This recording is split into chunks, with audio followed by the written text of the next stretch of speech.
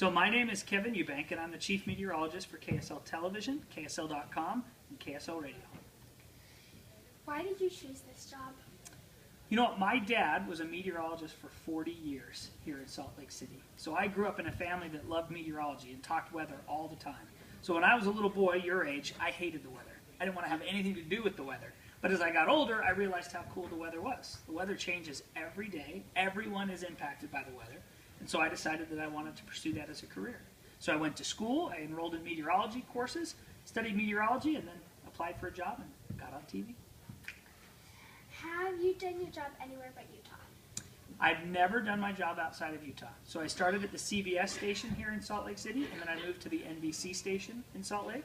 And so I've never been on TV outside of Utah. How long have you been doing your job? I've been doing meteorology for 15 years. So I started back, this is my 16th year. I started in 1999. So a little older than you've been alive. If you could change your job, what would you do? I love weather. I love my job. I enjoy it a lot. But I probably do business. Run companies and do some other things that I do on the side.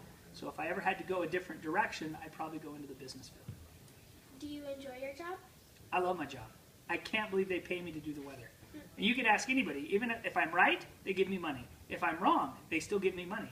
So it's a pretty good job to have. I mean, that's like you getting half your scores right, but still passing the class. So yes, I love my job, and I have a lot of fun with Okay, thanks. it. Nice to meet you. Ella, ask him about one of his first days on TV. Ask him what happened.